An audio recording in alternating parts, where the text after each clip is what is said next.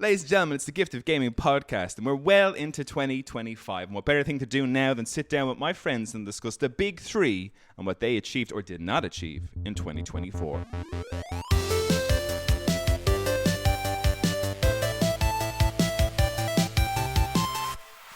It's me, your host, Darren Wade, and today I'm joined by Craig, the Critical Nolan. Craig.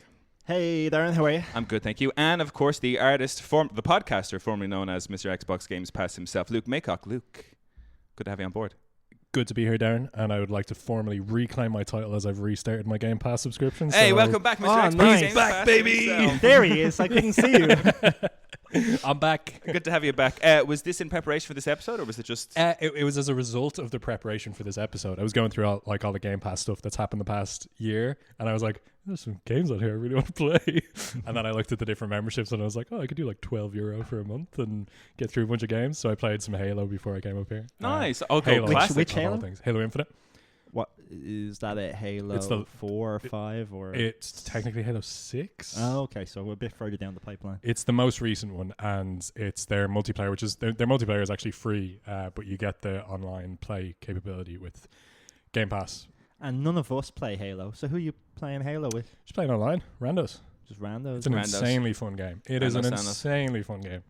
I enjoyed it. I was thrown right back in. Most online games I play these days tend to be, unless it's a Monster Hunter jive, it's mostly with Can't randos. wait to play you know. Monster Hunter. Oh my god, I'm so Yeah, excited to play. But Greg, let's before we get into things, how excited are you for Monster Hunter? Very excited, Darren. I cannot wait. I'm worried about the graphics, I must say, but I've heard the zones are much bigger, and that to me will be massive. That's And really what I wanted. Did you play any of the beta stuff? So you haven't seen No, it I at all? haven't played Okay. anything. I haven't even watched trailers, haven't looked at Max going into it or anything. I don't want to know at all. I'm Amazing. a little disappointed that we don't have the wire bugs or the palamutes, but I think those new Secrets, mounts look kind of cool. They're pretty Yeah. cool. And you can change your weapon with them as well. They kind of carry Having a second two weapons. weapons. Yeah. I'm like, now Yeah. I don't have to have a main. I can have two at Yeah, once. I absolutely. can switch mid-fight. That's awesome. Just for a bit of variety, Yeah. because I think it sounds like you stay out in the open map for longer. Do you know what I mean? Like you can do a quest, but you're still out there. It doesn't bring it back to like a hub every time. Yeah. So I think the kind of hub exists in the open world But they're places, which is quite streamlining cool. it. Like now, if you cut off the tail, you just get it. No carve. And see, Yeah. I'm not a fan of that. Like I'm not a fan. I like having to carve it and like someone having to protect me while I carve it. You know, or the frustration that like when another monster comes in, a and hunt hits ended, you. and you're desperately trying to get the last cards. Like, but it's like I know it's annoying, but Velociraptor, that was it's like- always humorous. Like I never got annoyed. No, it I was always great fun. laughed when that happened. Like Yeah. Well, I mean, we still have a week to wait. We are tomorrow week until tomorrow week. Monster Hunter Arrival. What have you been playing in the meantime? A ton, Darren, of XCOM War of the Chosen. I cleared it and now I'm back playing it again. Nice. Just because I didn't get enough of it, and it's that freaking good. And I have a bone to pick with you as well about this, because apparently we would have XCOM 3 right now if Marvel didn't approach Firaxis and go, hey, will you make us a Marvel game? And then just as he was about to put pen to paper with XCOM 3, he goes, fine, I'll do it. Midnight Suns. And now we get fucking Midnight Suns. And you know what? I completed Midnight Suns, and listen, I haven't delved as many hours into XCOM as you have, so I can't say for sure. But I will say this: I had a roaring good time with Marvel I'm Midnight going to have Suns. to pick it up, and then I'm going to come at you with everything I have if it's not good. I don't think if Craig's it gonna is like good, this game, I'm just Luke. going to pretend this never happened. I'm going to take this conversation from my brain. Yeah, I think it's quite good, but I think it's a little bit samey. I think I got a little bit just towards the end. I got a little bit of Just what makes fatigue. XCOM great is that so much can happen randomly. It's kind of like Mortal Kombat, you know, like you can kill people. Whereas with Marvel characters, they're not going to be able to let you do that. No. And so they're pulling back on the stuff that they have and what makes them good. In fairness, to your point, I'm a bigger fan. Like when we talked about when I play Fire Emblem games or anything like that, I love the risk. I love losing a character and having permadeath and things like that for teams. And that's great in XCOM. Yeah, and I was a bit disappointed. Now, of course, they're Marvel heroes, so they're not going to be able to kill anybody off because there's a storyline that has to like play out for the whole game. So I get that, but I did miss the lack of risk. You know, I'm big into those strategy games where every move is important, but you can get away with it a lot. As soon as this is over, you should just pick up War of the Chosen and play. And then I you got won't it for even a realize great- Monster Hunter will be out. You'll be like, no, Craig, I'm still I don't playing think this. so. You know? I don't think so. No, I'm into Civ at the minute, and I got to my third age in Civ 7, and I won't go into it too much because the irony is it's the same. It's the same studio. same It's group. crazy. Yeah, we're only talking about Firaxis at the minute. But Kev got in touch with me from New Zealand. He was like, we should definitely do a Civ 7 episode because he picked it up as well. So I won't go too much into it. Yeah. And I won't go too much into War of the Chosen, even though I played it and playing it again. Colin is also doing that. Maybe if we can get Darren in the near future, we can do an episode one of the other on lads, XCOM. we could do an episode about it because I really want to talk about War of the Chosen like in depth, and it is not just for like anybody a 2-minute thing. wondering. War of the Chosen is on sale at the minute on the PlayStation Store for $3.99. I just picked it up on the off chance that I was like, well, I think I will play it. He has it, Craig. Yeah, but he owns it. Does that come with XCOM 2? No, I got XCOM 2 was like a PlayStation Plus game ages ago. I never paid for XCOM 2, but I've had it for a long time. Yeah, I remember telling everyone it was free on PlayStation. So I think if people were clever enough to put it into their library and have it then now since, and if they're keen on getting into any more, the DLC's on for it. Like it's down from €20 to €4, so it's an absolute bargain. Mega cheap then, and it's one of those 100-hour games, easy like. You know? Luke, sorry, we kind of cut you off there with Halo. We got sidetracked by Monster Hunter. It got mentioned, and we just lost it. I don't know. I think you mentioned it as well. I did. It was me actually. Yeah, it was me. I just wanted a nice segue. No, but Halo in terms of because that was the new. So Halo, fucking tell me about that. So go on, tell me. Are you like, still using the needle gun Master and fighting Chief? these aliens that are 2 feet tall? What's Master Chief up to these days? Is it him still? It's Master Chief. I thought like after the 4th one, didn't he not disappear into a planet unknown or some shit? Did Halo ODST was different Spartans, and Halo 5 you played half the game as not Master Chief, and you played the other half as Master Chief. Halo 5, although not a bad game, was the worst Halo game by far. Okay. So we don't like to think back on that fondly. Halo's fine. Halo Infinite multiplayer, like I said, is just like really fun. I think they've 343, the guys who do Halo at the moment, have done a really good job of capturing the magic of Halo multiplayer, which is always like Darren, you remember? I played a lot of Halo. My first experience with online gaming, it was fantastic. Yeah, and they managed to capture that. For the mainline games, I don't enjoy them that much. I get what they're going for, but it just doesn't hit me the same way old school Halo did. But that's actually only like I just played some Halo today. I've mostly been playing like League of Legends in the spare time. Nice. And enjoying that. Yeah, enjoying.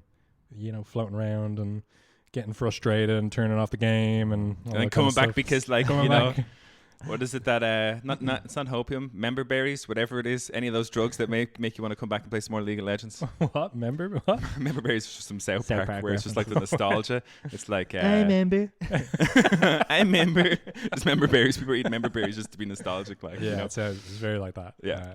Ditch what game were we talking about? Halo. Ditch Halo and play XCOM. What game were we talking about? I was thinking about XCOM. I said ditch XCOM and made a fool of myself. Stop myself though.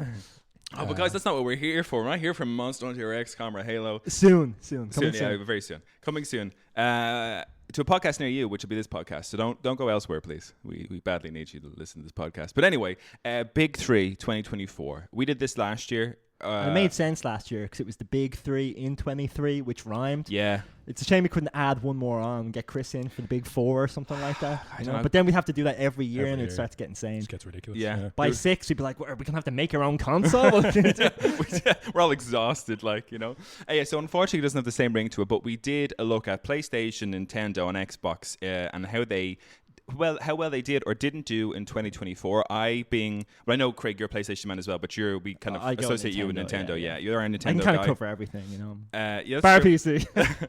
Luke, you're an Xbox guy naturally, and then I'm only PlayStation. That puts me in the red corner. I don't like that. I'm in blue corner. Luke's taking green corner.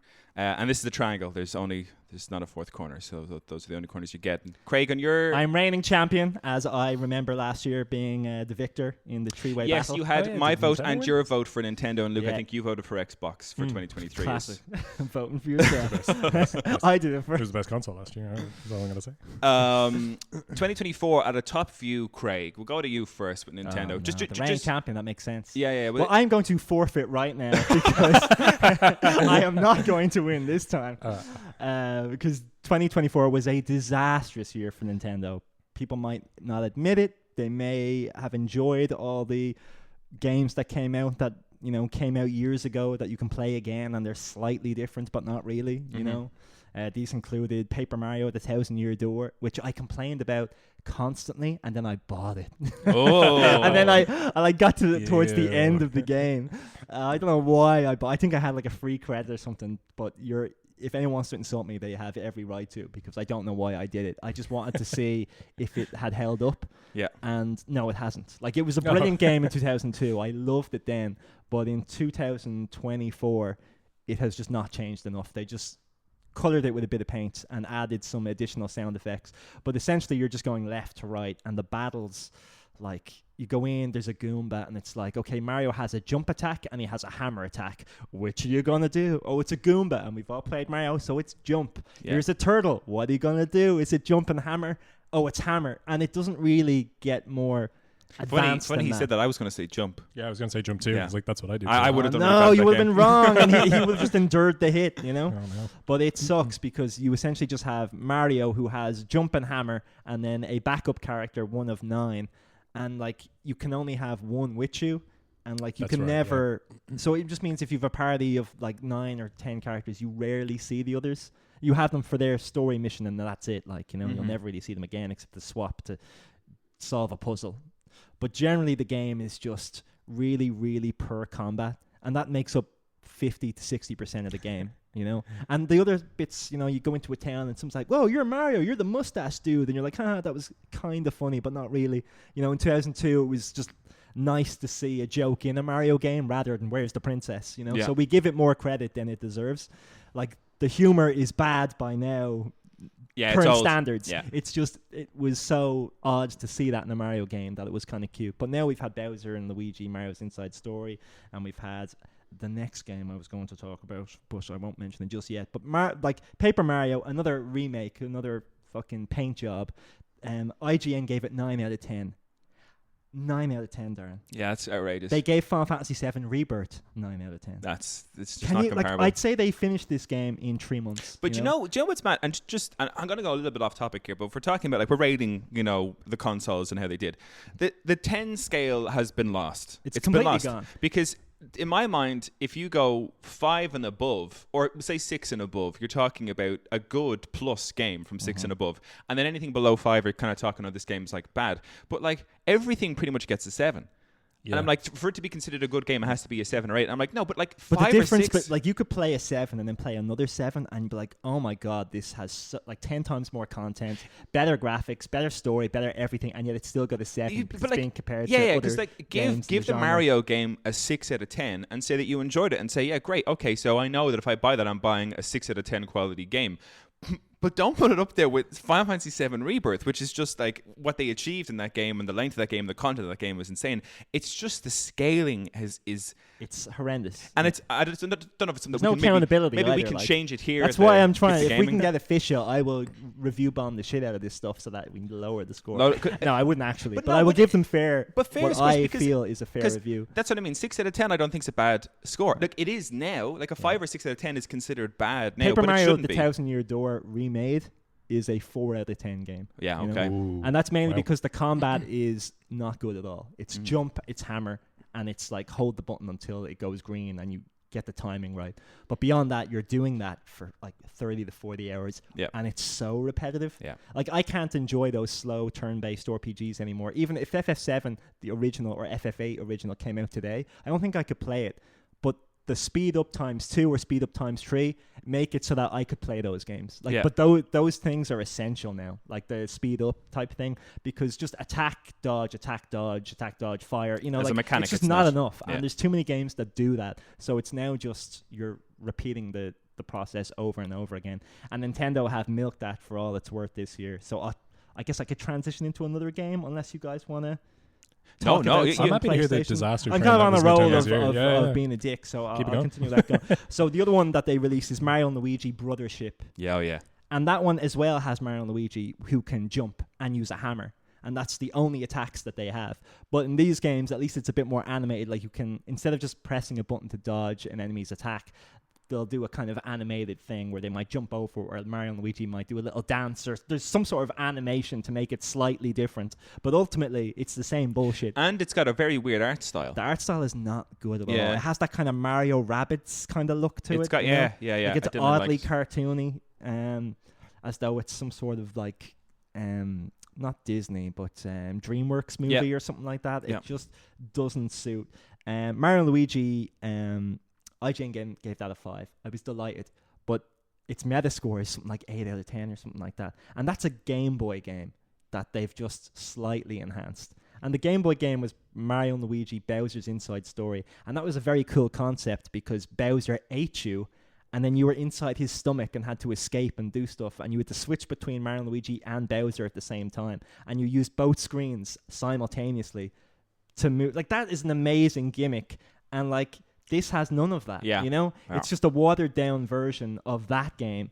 And it's getting great reviews again in 2024. I'm saying, like, they definitely made that game in no time at all because it's piss shit. Like, it's just piss and shit. Piss shit. Someone took a piss and then they went for a shit, and that's what came out like. It's like, but you know the way it looks birds- awful. Birds pee and poop at the same time. It's that. Yeah. That's what comes out of a cloaca. So that's the opening of 2024. It was Paper Mario, like 2 games. They're pretty much identical, you know, released by the same different studios, but the exact same type of concept. You have the 1,000-Year Door, great game in 2002, brilliant game in 2002. I absolutely loved it, my original playthrough, and I would probably have given that game like a 9 out of 10. But this paint job is a 4 out of 10. Yeah, okay. Because it hasn't done anything new, Yeah. and now that game is bad by today's standards. You guys want to? Yeah, no, absolutely. So I have a lot more to vent, but I feel like I should take a little break before I do. Interesting, because I know you're beginning your shit on I'm getting a little bit of Like feedback remakes, kind of Oh. remasters. Just going to pause for 1 second here, gentlemen.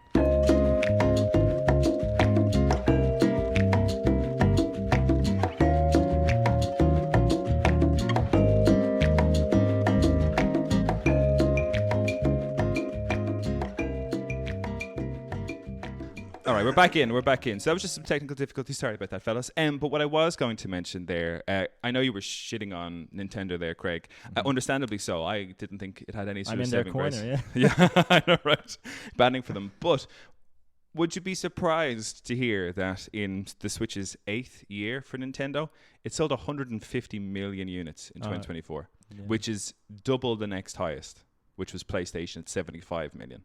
Well, that doesn't surprise me at all. I mean, they still keep releasing different versions of the Switch. The even Lite and though stuff they've like a that. new one on the way. Yeah. They probably would release a new one tomorrow, despite having already announced the Switch 2. They're that greedy, like, you know? He's batting real well. Luke, what did you discover on your 2024 search at Xbox? Before I go into Xbox, can I just ask a little bit? Do you think the year was disastrous for Nintendo? Like, you think it was...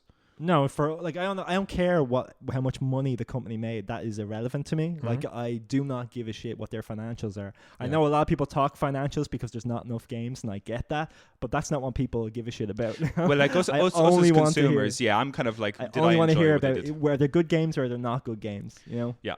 And with Nintendo, a lot of podcasts that talk about Nintendo constantly go on about, this term, apparently the Switch has outsold Microsoft. I'm like, but what are the games? You know, just stop talking nonsense. So I don't want to hear that, Darren. I don't give a shit how many millions there are. You know?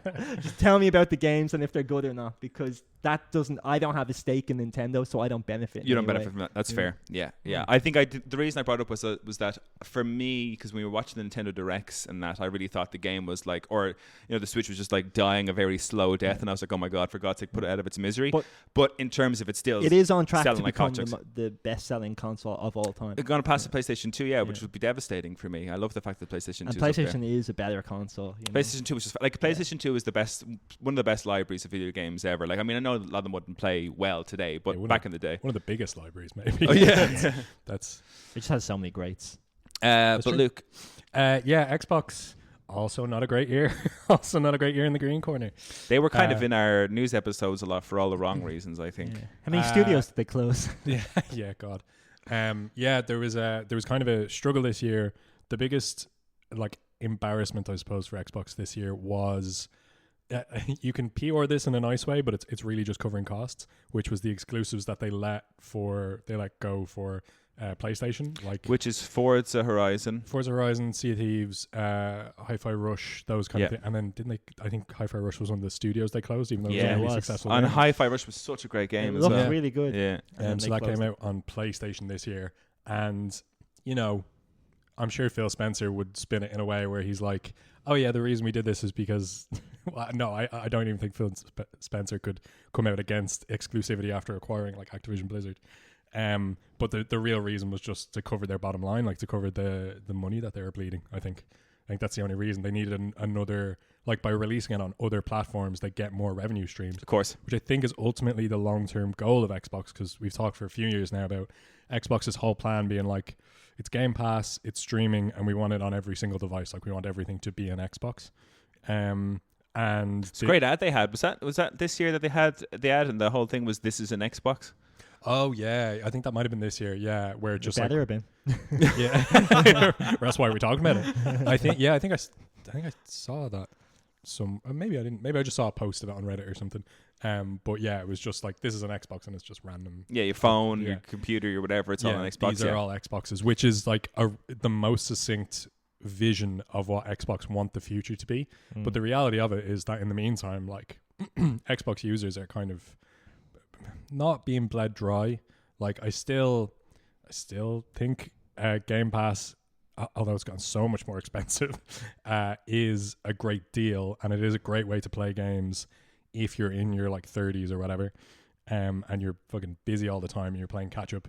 I still think it's fantastic for those reasons, but like the dividends for Microsoft, it's really hard to see whether the strategy is actually working for them. Like I do think the model that Xbox are building now will probably be the future of video games. I think they might be just correct about the strategy, but like super wrong about the timing. And because in the meantime, they're just like, we all know what happened to Stadia.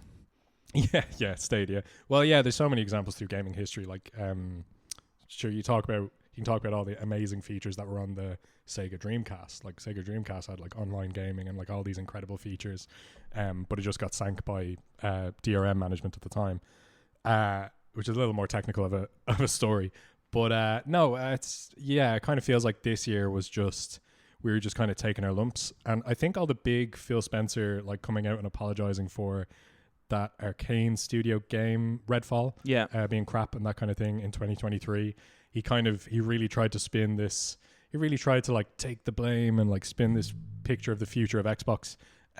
But the resulting year that came after, like 2024, was just like a bit of a nothing burger of a year for Xbox. Like the exclusives we had were Senua Saga, which looked gorgeous, that Indiana Jones game, which is apparently very good, although I've not played it. And I think that's coming to. No, I mean, it was exclusive for 2024. So but that's another one of the ones that's coming to PlayStation, I think, this spring. Yeah, I think in April. So yeah, it was that's just it. That's all the exclusives. No, there's 3 other exclusives. I just don't have. I didn't like. You didn't write them down. No, just didn't care for them, I guess.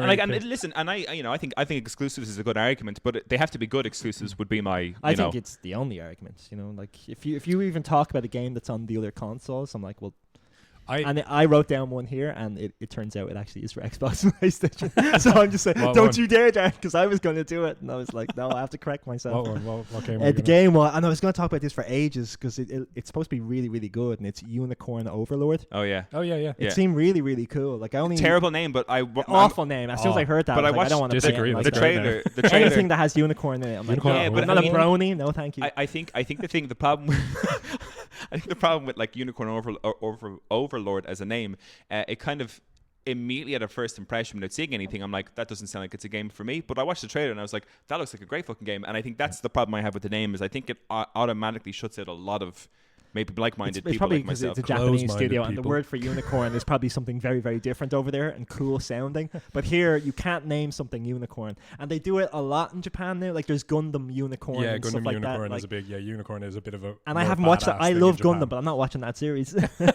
Whoa, I've seen the Gundam Wing is excellent. Gundam Unicorn, fuck you. I saw the live to scale version of the Gundam Unicorn statue in Tokyo when I was over there. And does it have a horn? Is it really big? It's the size of a building. Like yeah, it does. So lame. It's awesome. It's awesome. Like I'm So lame. not even as big as its foot. It was so cool. If that thing can stop lightning, then fair enough. But if that's just a fucking decoration, then fuck Catches that. a lightning bolt and charges Why up. not? We need more exciting things to look at, you know?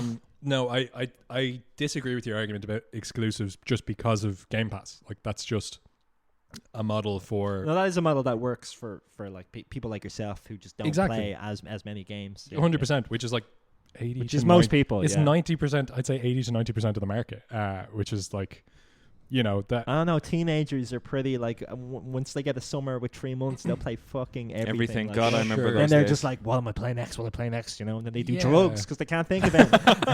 And that's why it's important to play video games, kids. Yeah, if they can afford to buy like an 80 quid new game that comes out, like maybe they can. I don't know. I wasn't one of those teenagers.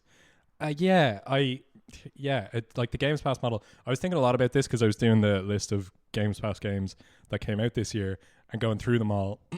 And the argument that I always run into with you guys in these episodes is that, oh, well, this is a game that came out 3 years ago. This is a game that came out 4 years ago. And I want to be able to play it when it comes out. That sounds like something I would say, yes. But like 90% of the time you don't play it when it comes out. Not well, you I specifically. do. you specifically do, Craig. But it's just the model is... So like the very first game that came out in Game Pass this year is Assassin's Creed Valhalla, which is like an amazing game. Yeah. I haven't played it. Maybe you should. I can now. I got my membership. You won't. A month is not enough. it could be. No, it's so like if you're a Game Pass subscriber and your whole ecosystem is just Game Pass, because the Xbox model is so heavily all in on Game Pass. Yeah. Like if you just float around the store without Game Pass, it's not. They have like developer sales and stuff like that, and they have some first party stuff that they promote, which is a bit annoying actually. Yeah. But it was actually very hard for me to find. I basically went through the list of like PlayStation exclusives and Nintendo exclusives and stuff like that, and looked at them. And for the PlayStation, or not PlayStation exclusives, sorry, top games on PlayStation for the last year. Yeah. And when I was going through that list, I was like, oh, well, like 80 to 90% of these titles are on Xbox as well. Mm-hmm. But it's really hard to find them in the store because Xbox is so focused on Game Pass. Like it's just that's your whole world when you're on Xbox. So if you're entrenched in the model, you're just floating along, and then a game comes out, and like I said, it's not a day one release. It's been like patched and updated for years. You get all the DLC with it, like you get like whatever 30 or 40 quid worth of DLC with the game when you play it for the first time, and it's just a great way to experience it. And none of those are exclusives. Well, some of them are exclusives, but that's not why you're there. Yeah. I know they have the better version, but I mean like Nintendo and PlayStation both have that now, that model. It's just not as big. Like you said, Assassin's Creed Valhalla, that's free on PlayStation as well. You know, like so there are a lot of games out there that use that model. My just concern is that I'm always excited about the next game. I don't look back ever. You know, like I don't, because I only play like a couple of big games a year, but I'm super excited about those games, and I'll always like be watching trailers and talking to you guys, like having podcasts about it, and I get involved in the hype. I've no hype for a game that's 3 years old, you know, and it does absolutely nothing for me, because if I didn't like it then, I don't give a shit now, you know. It's kind of like my motto, I suppose. Yeah, no, but that's fair. I guess I'm uniquely individual in that type of perspective. I think it's an agree to disagree kind of. Yeah, and they're just different. I appreciate your take on it, Luke, for sure. I think Games Pass is the ultimate version of it, but I will say I think the PlayStation is potentially beginning to catch up on that. Like, I mean, the State of Play in September 2024, I think, had a section. They do it now in the middle of their State of Plays where they announce what's coming on PlayStation Plus, Essential, Premium, like the 3 tiers of the membership, the thing that you can have. I think most of us are on Essential, which is kind of like your monthly games, and then you get like a whole game catalog to review as well of like very good, like that. A couple of them are old games. Yeah. But in the most recent, I can't talk about this year, but going to September last year, they had a section where they announced like, coming day one on PlayStation Essential, which was like the whole Game Pass thing. I remember watching that one they had a real long showcase in like 2023 maybe, and I was watching it being like, holy shit, this is what it was meant to be. But I think other groups are catching up on that. And like with PlayStation, you talk about like Assassin's Creed Valhalla or things like that. Like that's on the catalog for us now, I think, as well. So it's one of those things where I'm like, oh yeah. I mean, it's not as vast, and you're not getting as many day one releases as like the Game Pass. But I think never get a day one release. Yeah, that's of like a AAA. Like there's a couple of indie games that are getting a day one release. But not AAA. Still, like that's not a part of the PlayStation model yet, is it? No, so that I've seen. And I don't think it should be ever, because I think that dooms studios like to the point where it makes sense to me why Xbox would. That's why Xbox are acquiring the studios. Yeah, like but they're also getting rid of them, because they don't need a lot of games to come out anymore. If your model is 100 quid a year, then it doesn't matter how many games you're released. Yeah, and I think that's the only thing whereby with the Games Pass thing that we've seen, especially when things aren't going well. I think we kind of saw that in 2024 with the acquisition of Activision that cost them $6 odd billion. It's like 70 billion, no? oh fuck, was it that much? Jesus Christ, no wonder they're but I mean, I think because of that they've got a huge amount to recoup and to try and recoup quickly. And what you saw was, I mean, we were reporting on the news every fucking month, there was just another studio being closed, and lots of these ones were announced as day one like Hi-Fi Rush was a day one release on Games Pass, and there you they go. killed That's the studio, probably the reason, because they didn't make the money they should have made. and I think that's the problem, is that like that studio is guaranteed money up till a certain amount of units sold type thing. Whereas I think if they went out on their own and the game was as good as it was, they probably would have done. They'd probably still be open. Like if they hadn't have signed that deal with Microsoft, which is just heartbreaking. Another, like to your point about like PlayStation kind of catching up. When I was looking at the different models for Xbox Game Pass today and like the price points and stuff like that, I think the highest tier of Game Pass is now more expensive than the highest tier of PlayStation. How much is the highest tier of Game Pass? Well, so first of all, there used to not be tiers of Game Pass. Yeah. There was Game Pass Console and Game Pass Ultimate, and Game Pass Ultimate was Game Pass Console and Game Pass PC bundled together. Okay. Not really a tier thing. Yeah. Now there are tiers where you get like less games for lower tiers. So the highest tier is $17.99 for Xbox Game Pass, and I think it's $16.99 for the PlayStations for their premium one. Yeah, that's monthly. Monthly. Okay, come on, don't hit us with monthly. Go yearly. I want to save my books. I actually don't know, because they might work out around the same price with the discount you get for the year one. Yeah, but the to another point of yours, one of the things that you get with Ultimate so I got the standard subscription when I got my Game Pass back. One of the things you get with Ultimate is the day one releases, so that's only for the highest tier. Right. Now. So standard and core don't get day one releases. So they've kind of paywalled. It's staggered by a year. They staggered the new IP releases by a year, and that was always like really core to the model of Game Pass. Was like, you sign up for Game Pass, you get Xbox Studios games or Xbox first party games day one on the console, like Starfield or whatever. Maybe you don't care about Starfield, but you can have it for free day one. Go. I don't think that was ever going to last. Sure. Right well, that's I think that's a little bit to the overarching point here, is like, how long is any of this going to last? Like, how long is Game Pass actually going to, like, is Game Pass actually pulling it off? Yeah. Or are they pulling... Because this year doesn't feel like they are. And I think and this is because I'm batting for the blue corner here when I say this, but I think to me, I think the PlayStation model seems to be, for all involved, a bit more sustainable. In terms of like that we'll put some games on that are like they came out last year or whatever else, like the Assassin's Creed Valhalla. I should check out what's out there, but there's like the Last of Us 1 remastered or something that was put on. They are putting out a lot of remasters or games that, like, say came out on the Switch and aren't graphically as good as, say, a PS5 game. Like No More Heroes 3 that came out like free on PlayStation, because you can't charge €70 for it, because it's a Switch game and nobody should charge that much for a Switch game. But Nintendo do, but like the other competitors know that they shouldn't, And it's just, I think it's one of those things whereby you look at what happened to, I think Tango Studios with Hi-Fi Rush, I think, is like probably the best example of, here's a really well polished game that deserved all of the reviews and praise and everything that it got. And to me, if a studio with that, like, that sells well, even by Xbox's metrics, they admitted it sold well. If you still close the studio, then what you're doing isn't working. Yeah, 100% agree. 100% agree. Which is such a pity, because when we talked about this, about 2023, your kind of big argument for Xbox then was the Game Pass thing, and I was sitting there being like, yeah, I mean, it does sound pretty amazing, but I think when there's a huge amount of money on the line, or there's money that needs to be recouped, or things business-wise aren't going as well, then it doesn't seem to be the kind of star-studded platform that you'd expect or want it to be. My big cutting takeaway against Xbox, I'm doing terrible in the green corner, I know. Man, we're all going the other way. We're all I can't wait to hear Darren's critiques of PlayStation. I've got plenty, don't worry. But my kind of damning overarching takeaway from the last year was that they're continuing with the Game Pass model, and it's going ahead, and it seems to be leaving studios and the consumer behind. Like, their big focus is that Microsoft and Xbox win out in some like amorphous kind of future that no one really knows what it looks like. Oh yeah, every device can be an Xbox because we'll have cloud gaming that you can just stream. You don't have to have a fast phone. You can play whatever game you want anywhere. But it's leaving the customers behind, I think. And it's failing studios. So what are they doing? What's going on? And the result of that being that they're like giving away exclusives to try and shore up their losses. It just feels like it's going in I think the end of 2023 was the beginning of it, but now in 2024 it feels like it's going in a more ugly direction. And for now, the Game Pass model still works for people who are like in their 30s and 40s or have families or have really busy jobs and stuff like that. It works right now. I have pretty much lost faith that it's going to work long term without the exclusives. Think so. Especially if a studio went under because their game was so on successful. Game Pass on day one. Yeah. But if they hadn't made that deal and it hadn't gone to Game Pass, they may have made a fortune because people bought their game. But because it's free, they don't get any money other than the deal that they already had made.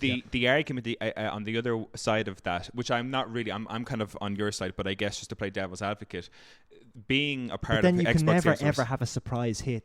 If it's going they to get go on more Game eyes Pass. on it. They get more eyes on it, yeah, exactly. Yeah. If it's part of Game Pass and it's part of it's on the screen, but you're right, they've already agreed a deal and they've gotten their money regardless in terms of, but like by how it did, they probably would have made more had they not been involved in that, as an example. But I'm sure there's arguments that could be made for studios that did the same thing and probably wouldn't have made as much unless Xbox was involved, and that's probably a deeper dive. But you guys want to hear the blue corner? Yes. I'm curious. I want to hear the blue corner. Listen, I've got of course cons of PlayStation in 2024, but overall I think it was 2023 I struggled to kind of really praise them a lot. That's why I went with Nintendo in 2023. But this year there's a good few things that from a personal level I really enjoyed. I'll talk about, like we talk about exclusives, I'll bring that up as the first point. I've mentioned 5 here that, not that I've played them all, but I was aware that I was in them. But we talk about Black Myth Wukong was a PlayStation exclusive only because Xbox Microsoft wouldn't help the studio sort out the issues they were having to get it available on Xbox, to the point where the team behind Black Myth Wukong actually had to go like public. Baldur's Gate 3. They had to go public and say, hey, like, we've been messaging you for ages, why aren't you getting back to us? Like, this is the problem with getting it on Series S or X, whatever it was. And then that eventually, but it's still not available on Xbox, I don't think. So it was essentially a PlayStation. I think it is available on Xbox now. I'll look it up. Sorry, I could be wrong on that one, but that if was... it happened in the last 2 months, it doesn't matter. We talked about Silent Hill 2, the remake, really well received. And then we've got Helldivers 2, which was a bit of a phenomenon when it came out, and the people were crazy for. And we got good games. Final Fantasy VII Rebirth, of course. Yeah, baby. And then, sorry, whose corner are you in? I already know who's going to win. And the second he said that, he won. He got my vote. Final Fantasy VII Rebirth, and then of course we have Astrobot. And just for 3 of those 5 games that I've mentioned, Astrobot Game of the Year, Final Fantasy VII Rebirth nominee for Game of the Year, and Black Myth Wukong Game of the Year nominee for Game of the Year. Yeah, I agree. I mean, I love that Astrobot won it, but I would have preferred Rebirth. But in terms of exclusives, we've got, like, the games exclusive to PlayStation are really holding center court, I think, for what we experienced last year as a consumer. So I think that was really, really important. One of the big updates that they did, the PlayStation Portal came out at the end of 2023. But one of the updates that they brought into the PlayStation Portal for 2024, which I thought was a really clever thing to do, was to allow cloud gaming. So that if you had a PlayStation profile, like a PlayStation Plus membership, you didn't have to own a PlayStation to use the portal. So I can go into cloud gaming on my portal. Doesn't make any sense to me because I've got my PS5 I connect to, I play all my games, but people can now buy a PlayStation Portal for 200 quid instead of paying 500 quid for a PS5 and go onto their cloud gaming and play games without ever having to own a PlayStation, which I thought was a really cool thing that they did to allow just more people into the ecosystem to play games. Now, I looked at the games, the cloud is still a beta. They call it like a beta cloud gaming for PlayStation. There's lots of games on it that I think are great, but I think the library wouldn't exactly do a huge amount for me. But I was like, that'd be great for people who want to play certain PlayStation games that they can't. So I thought that was a real kind of pro-consumer thing to do, to kind of say, hey, why not buy our cheaper thing? You can still play cloud gaming. And I thought it was a positive from PlayStation because I think no matter whether I agree or disagree, I'm more of a physical game kind of person, physical copies. Cloud gaming is where it is going for sure, and it was nice to see PlayStation kind of really get. It's the first time in 2024 that I saw them kind of get involved in that, because the stuff that they were doing before wasn't, didn't function great. But the cloud gaming aspect of the PlayStation Portal works perfectly. I tested it on my Portal. I thought this is great. Doesn't do a whole lot for me because I have a PlayStation, but for other people, fantastic. Some of the cons, I mean, we talk about job losses. Sony PlayStation let go 8% of their workforce in 2024. Like 900 people were let go across different divisions across PlayStation. I still think, as we talked about it on the news so many times, so many companies are still suffering from what was the highs of gaming during COVID, and now the downsizing that they had to do post-COVID. So to me, I'm like letting go 900 people, not great. Surely you can organize your business better, that you don't have to to do that potentially. Again, I'm not CEO of a big company, so what do I know? And then a really big con I had for PlayStation was that their model for 2024 was live service gaming. That was the road that they were taking, saying this is the future for us, which I have a massive problem with, because for them it was definitely a cash grab. When I look at the live service games that they put out there and the live service games that failed, the biggest one to point to was Concord. We talk about Tango getting shut down because of what Games Pass did. The studio behind Concord, the game released to terrible reviews, terrible player count, and people absolutely shouting it down. It lasted a month before they not even like said we're not going to continue developing it. They just cut it. It was like done, gone. And I don't know, that's a win for video games, though. Ultimately, I mean, it is. But in terms of what I look at that, I say that there's a whole nother studio closed down. Loads more people have lost their job because of this, and they've wasted. I think it was like tens, if not hundreds of millions, in what they did. I mean, Concord was even meant to have monthly animated they had like a TV series planned out for Concord, essentially, that every month when you were getting introduced to the next season pass, it was a small animated show. Like, that's what they were going through. They had this massive plan. Those poor completely animators. failed. Yeah. And then I look at what was canned then because of it, and there was a Last of Us multiplayer that kind of had a live service model behind it that got canned. God of War live service game was canned and afterwards. And then there's a Horizon multiplayer, which I haven't heard anything about since, that supposedly might have had a live service aspect to it.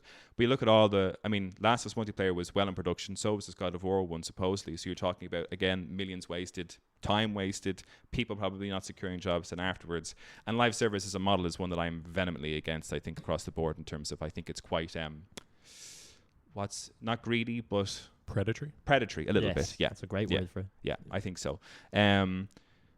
So those are some of my cons. If anyone wants to hop in here, I got plenty more. But if anyone wants to hop in at any point on anything I've said, please. No, that's like, it was great to hear some good and a little bad in there. But ultimately, like, that's some. And you didn't even mention Baldur's Gate 3, because that didn't come out for Xbox, and it definitely didn't come out for Switch. So I mean, like, you could imagine. But that was a 2023. Oh so shit, was it? Yeah. Oh, apologies, gentlemen. I can't talk about that. I mean, I can keep going. And this is a pro/con. This kind of falls right in the middle of my next point in terms of the hardware that the PlayStation 5 introduced.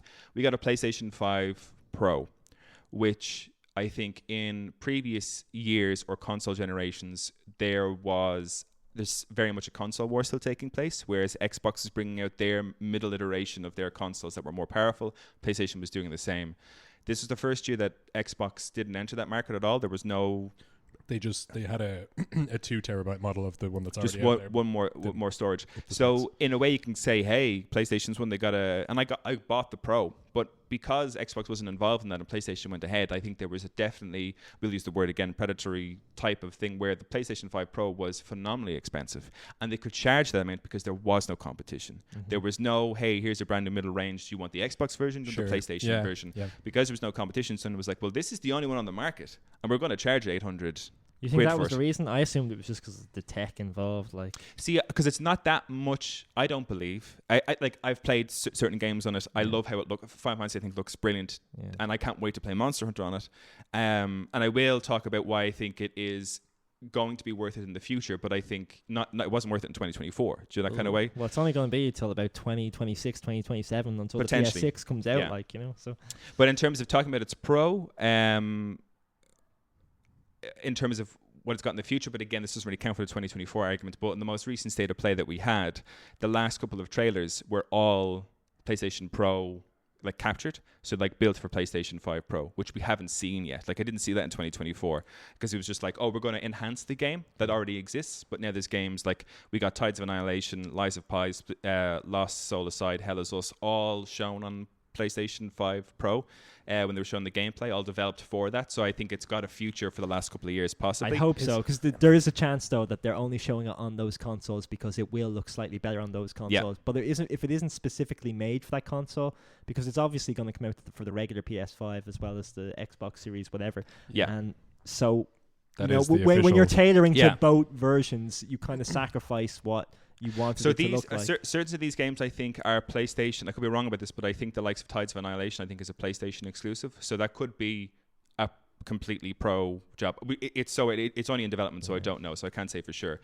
So while I enjoyed the fact that we still got an improved console, the jury's still out on whether or not it was worth it. I think. Is it not a bit alienating for PlayStation 5 owners who can't afford a PS5 Pro and have no plans on buying one, for all the trailers to be like for future releases. Well, no, because a trailer will always want you to see the best version of something, you know. And it wasn't So all. even with before that, like we were always seeing the footage, and it was the PC version. But you've had the experience before of watching like cinematics for games and being like, well, who the fuck cares? It's a cinematic. I want to see the gameplay that I will be playing. Yeah, too, no, right? and the thing about that state of play is not everything was shown in that. They had a section at the end where they revealed these couple of games, and it was shown. So I think that was just to show, hey, there's here's all the stuff that's coming. And they can here's a still couple lie of and things cheese. but here's a couple of things we're showing on the PlayStation 5 Pro. How amazing does this look? So yes, if it is alienating people, I'm not a big fan of that. But I, as a person, I'm going to be selfish here. As a person who's purchased a PlayStation 5 Pro, I really want to pick up something and play that was developed for that, to know what it's capable of. Well, you know, they're not. Sorry, are they titles? Some of those are titles that are developed for the PS5 Pro. Is that correct? So I had a section at the end. They had like, the thing was 40 odd minutes long. It was like a couple of weeks ago, and the last 5 minutes of it, where they showed like 3 or 4 games, like the ones I said, Tides of Annihilation, Saros, Lost Soul Aside, and Hell Is Us, were all shown at the end, and it said captured on PlayStation 5 Pro, which nothing prior to that had said that in the trailer. So my interpretation of that was to say, okay, these games must have been in development using the superior technology of the PlayStation 5 Pro. One of those? At the possibly, I have it on this list, but I can't remember if it was shown at the end or not. I can guarantee. Anyway, if it wasn't 2024, it's all irrelevant anyway. It is. It is. That's that's a separate conversation. But the final thing I want to say on last year was PlayStation's 30th anniversary, and I like the little things that they did for consumers with that. I mean, if you own a PlayStation, had a lovely selection of themes that were very consumer based. Oh, do you want to listen to the PlayStation 1 sound on your PlayStation, the 2, the 3? And they brought out the line of 30th anniversary controllers, consoles, like big celebration. I thought it was all very, very cool. Tried to get my hands on a 30th anniversary Pro, wasn't happening. Looked amazing. But I think that was just a nice thing to do. I know they did it for the 25th anniversary as well, but watching it all, I was like, this looks like a lot of attention to detail for the consumer, which I very much appreciated. I like the way PlayStation do that. PlayStation have always been very good at focusing on that kind of nostalgia, fan kind of cashing in on fan nostalgia. They do it well. They do it like they read the room. it much better than Nintendo do. And they do it way Xbox did a thing this year where they were like, so there's like custom dashboards you can have for when you fire up the UI. I like the UI on Xbox. I think it's really good. But they had one this year where they were like, oh, you can make your background be like the blades from the Xbox 360, that like old nostalgic UI, or even the original UI from the Xbox, we don't know what to call it anymore. The original Xbox, you can make it look like that. And when you do it, it's just like a wallpaper in the background. I'm like, this is such a low effort way real lazy. Sure, on the Switch, there's still no way of having. There's only the black background and the white background. And to this day, that's all there is. That's all there is. And it's mad from Nintendo to do that, because Nintendo fans and consumers are probably the ones who'd be biggest into that level of customization. Level of nonsense. Yeah, the stuff that isn't games, the stuff that's irrelevant. You know? you think Nintendo will be all over that shit. I think we need somebody else in the Nintendo corner next year. Here, can I? Because I didn't expect you guys. I thought we would like rotate. Like we'd say a few things, rotate. So yeah, sorry, I went on a bit of a buzz there. I'm sorry. No, but you both did, so you're equally at fault. But what I mean is, I had a few more negative things to say about Nintendo. Okay, while we're on the topic, Princess Peach Showtime. I mean, that looked really, really cool. I loved the idea of Princess Peach getting all these outfits, but the main thing I thought when I saw that was, wow, her Smash Brothers character is going to be deadly next time. Like, that's all I cared about.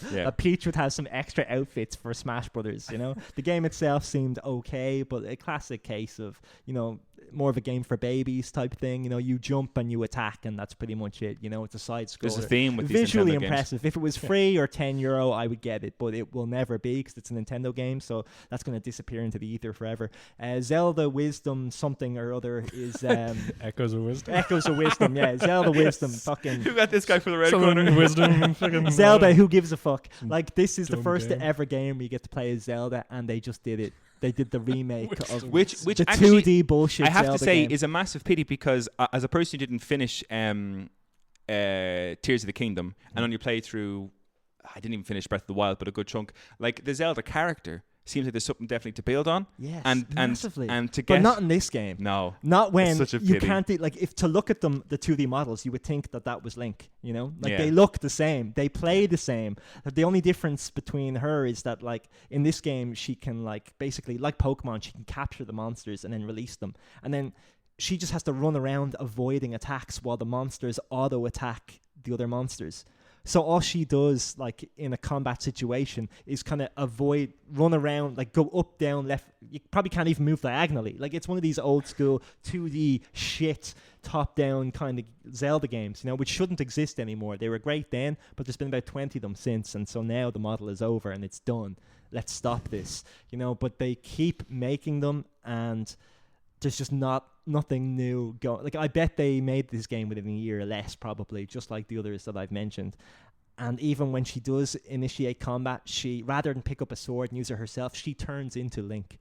So they they reuse those assets to just get her to be Link when she has a sword. They couldn't even animate a sword in her hand. They went, no, like we'll have you change into a kind of Link-looking thing. And because we know from Tears of the Kingdom and from like from before those games, from like Sheik, you know, as a character, we know she's capable of holding her own. But I massively take offense with those 2D Zelda games because every time I go into a dungeon and I pick up a pot and there's a little circle on the ground and I go, oh, I'll put the pot on that circle and the door opens.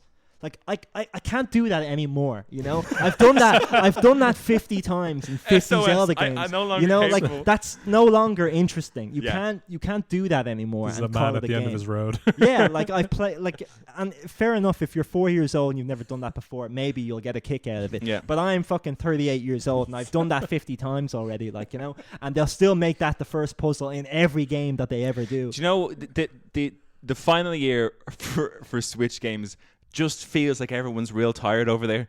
Everyone's real tired. I'm fed up because they're just milking the same cow over and over again. Like, 150 million units, man. They're bothers me milking it for a reason. But that Zelda Wisdom game has amazing reviews.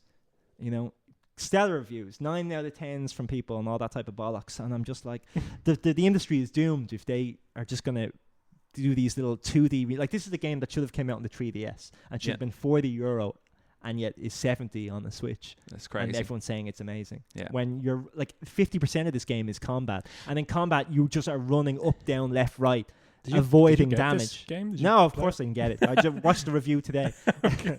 And I think the problem is, and look, it's probably a bigger conversation on gaming in general, but like the review thing needs to be taken a bit more seriously in that, like, Zelda Echoes of Wisdom, give it a 5 out of 10 or a 6 out of 10 and have all the reviews saying this isn't like a fully priced game, you can't do that, it's not fair, to get people to realize that like you can't really be charged in full price for it should not be these but kind they're of games. Clearly making the money and Yes. they know it's Yeah. working. Yeah. And it's their swan song year. Is that the word, the term? Yeah. So they're releasing all these games that they can make in fucking no time. So Mario and Luigi, Brothership, I mentioned Paper Mario, I mentioned Princess Peach, it's a 2D fucking scroller. Zelda Wisdom, it's a top-down Game Boy game from 20 years ago.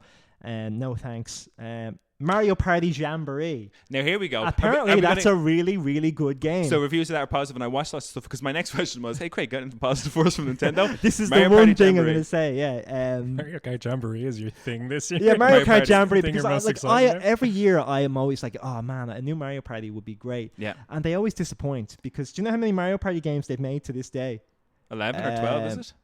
13 main, 6 handheld, and 7 arcade. 26. Jesus 26 Christ. Mario And Party none of them have games. been as good as the Like, Nintendo 64 There's been versions. 5 Smash Brothers, and the 5th one is the culmination of everything.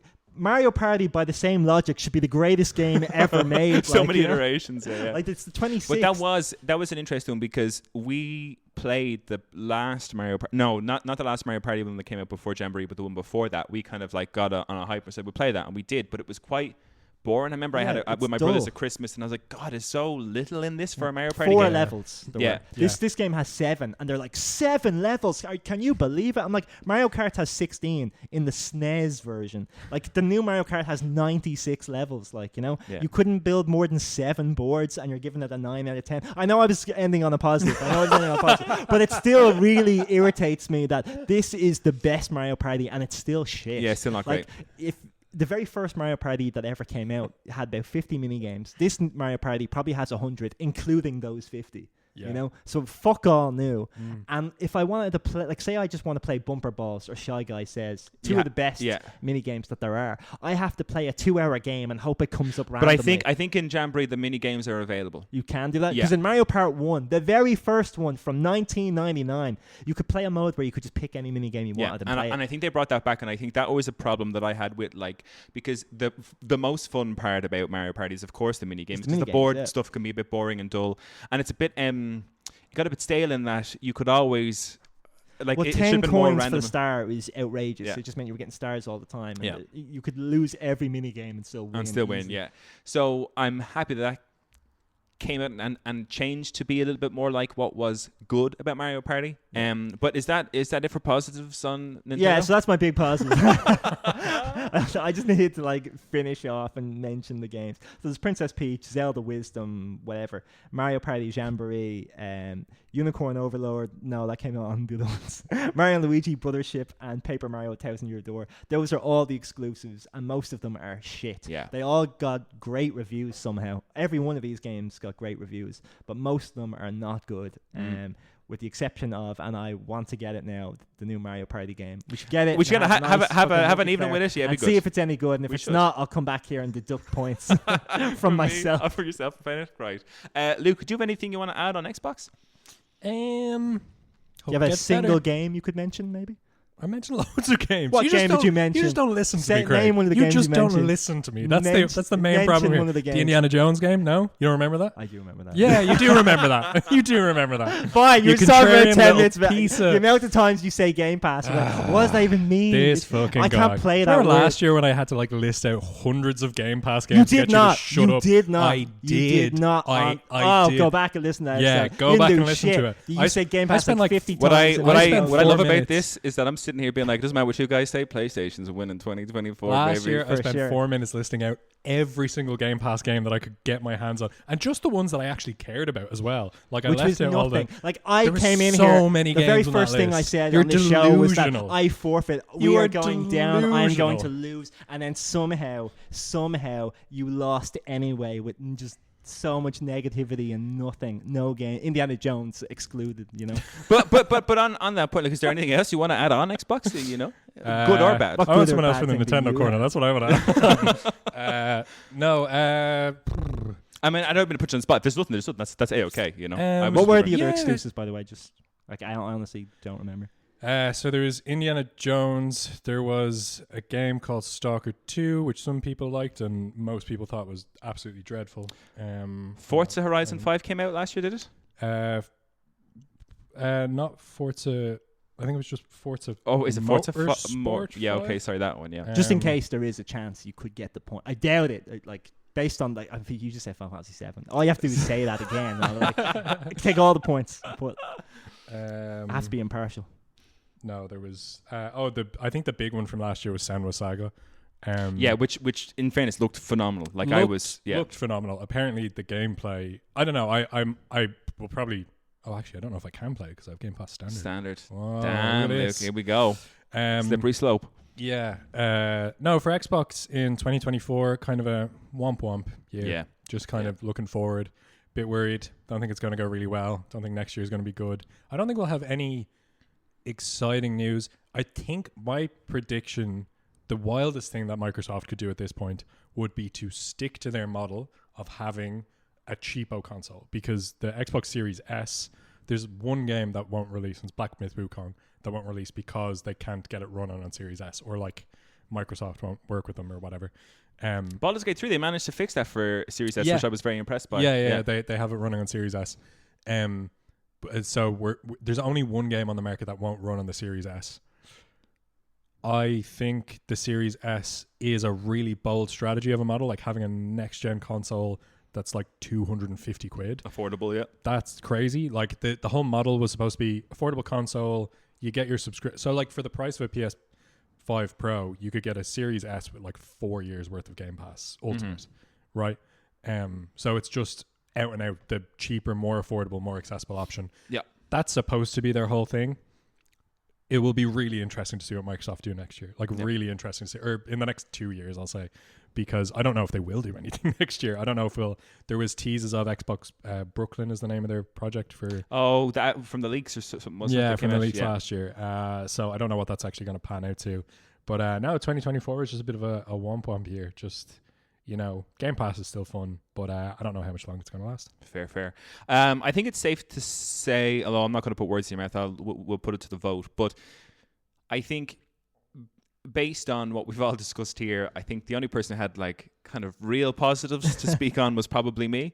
Some people may have argued, like most people probably who played some of these Nintendo, I mean IGN and all them fucking dickheads, but they all given like that is not the party line here. All the people who gave like the 9 out of 10s and stuff for all these bad games. I mean, they probably think that Nintendo had a good year. Yeah. But for me, it was a really, really dull, boring year, and I guess it makes sense because they are coming out with a new console. And in fairness, year, lots of but it was a bad year. And lots of 2024 was just people being like, "Yo, where's Switch 2?" That was like for ages, the consumer rise was like, "Yo, when you gonna say anything about that?" Like, So 2025 could be a big year for Nintendo. Yeah. 2024, I'm saying it. I'm putting it out there. You had the Indiana Jones thing. I don't know what that is, but it's probably better than what Nintendo did this year. So I'm taking third place. Luke, where does your vote lie based on our conversations? My vote's got to be in the blue corner. I actually wish you would have talked a bit more about the Portal. The Portal was this year, wasn't it? So I can't. No. Portal was released in 2023, November 2023, the very end. Okay. Interestingly enough, was that we did our episode on the big three in November of 2023. We did it at the end of it, towards the end of the year. I was going to say, so I didn't actually. I don't think I had one at the time, or I was waiting for it. I can't remember. I'll have to listen back to the episode. So I don't think I had much of a chance to talk about it. I mean, I was happy enough to talk about the cloud integration and all that kind of stuff. So we've got to mention because there was some updates, which is great. But yes, listen, I think that thing's been phenomenally good for me in terms of how I play games, and I hope it. Actually, that's what we'll finish on. I know we're running on time here, but I'll finish Rebirth? on. Is that what you're going to say? No. No, that's not what I was going to say. I mean, Final Fantasy is amazing. I think so. I think we're all happy to say maybe PlayStation 1 2024. Landslide, yes. Easy. Xbox in second and Nintendo in third. A fall from grace for Nintendo. Can I get a quick prediction of you guys for 2025? Like, we're going to be sitting here next year, all going well, and we'll be discussing our corners again. A quick prediction, Craig. I think because I think this next year might be a tough one for both Xbox and PlayStation. There aren't that many big. I mean, Monster Hunter is huge. That might like massively tip the favor in your stead. But I think Nintendo launching a new console would be a big deal. There'll be a lot of momentum behind that. And Monster Hunter's coming out on Xbox as well. Huh? Monster Hunter's Monster Hunter's on everything, except then, Switch. Yes. But because you should both get points then. Nintendo will get nothing. But they are likely to release a new Mario Kart next year, Mario Kart 9. And even though, like, from the video we saw, I just thought it was Mario Kart 8. I couldn't tell the difference. I still think it's probably going to be great. Because every Mario Kart game, bar maybe the Wii version, has had just excellent gameplay, really good mechanics. And even though they can't really enhance graphically, this is a core Nintendo game, not one of these party bullshits or Superstar Soccer or any of that. This is Mario Kart, baby. This is one of the big ones, and I think they'll do a good job with that. And Metroid Prime is supposed to come out, so I think with those two they could have a really solid year and at least something to base that on, and have a good as conversation well as the new console. So it could be a big year. Luke, Xbox predictions for 2025? I've absolutely no idea. Probably they're probably just going to keep the ship going, and we'll probably get an announcement of what next gen looks like. They'll probably start to throw stature around and that kind of thing, talk a big game. But we're actually going to have like a new Nintendo console release next year. Do you know? Yeah. Right. That is next year, isn't it? No. So 2025. There's Switch 2. Or sorry. I know it feels like we're in 2024. We've been living but it. we are actually in 2025. The Switch 2 is 2025. Yeah. And I think the best you'll get from Xbox is they'll probably just say some kind of hypey things about the next Xbox console, but like, why would I even listen to them when like their strategy for the past while has been distancing themselves from the console model? I don't know. It's a mess. It's a really messy crossroads for Xbox. So it'll be an interesting year. Yeah. I don't necessarily think it will be a good year. Fair. My predictions of 2025 of PlayStation, I think it's going to have I think in terms of exclusive wise, a stronger year. They came out and said that they wouldn't have any of their big AAA games out until post March 2025. So we're talking the Naughty Dog, Guerrilla, the guys behind God of War, so we can expect maybe something along the big names that have made PlayStation as popular as it has been out this year or announced this year. Other than that, I'd love to, like, the PlayStation Portal has been so popular that there's been lots of chatter online about people being like, make another PlayStation Portable, like something that doesn't have to like remotely connect, like do the PSP, like the original PSP, do something like that again. I'd love to hear them thinking about something like that. I think the way gaming is going, I don't think we'll get something like that. But I'd love if we did. I don't think we need that. No, it's people are crying out for it, but I just don't think it would work for them. I don't think it's beneficial to them. So I'd love to see the Portal and the cloud gaming that they've got with that increase. I can see them kind of going with that. It's been hugely successful. Do I think it has enough in its year to beat a Switch 2 announcement? Possibly yes, because the Switch 2 stuff has been so quiet that I'm like, we've seen pictures of Mario Kart 9, but is a Switch 2 and a Mario Kart 9 that's kind of maybe... Apparently there's a big massive direct in April. Gonna happen. So we'll know a lot more then, yeah. Do you think that if the PS5 comes out with like a great roster of games next year, that just trumps like a Switch 2 with a poor launch roster? Monster Hunter, depending on how many hours I put in, may that just alone. win. Okay. I may lose to Monster Hunter by itself, you know. And that's on the Xbox and the PlayStation. Yeah. But I mean, it's definitely not coming out on the Switch because it could never handle that. Do you know what is coming out on the Switch too, though? Confirmed. Final Fantasy VII Remake and Final Fantasy VII Rebirth. What? For Switch 2? Yeah. I would never ever buy. I believe confirmed. I always thought anyone who bought The Witcher 3 on the Switch was a goddamn idiot. You know, like, because that was never ever going to be pleasant. You know, so I just like don't bother because it's not going to be good. I'm so interested to see just how powerful the Switch 2 actually is, like what it's capable of playing. If you can run Remake and Rebirth, that's interesting. Yeah, interesting. It's interesting, but not in a good way. It's Probably just not, like, oh, we want to make some more money. Here you go. Yeah. And then a bunch of people will buy it and be like, oh.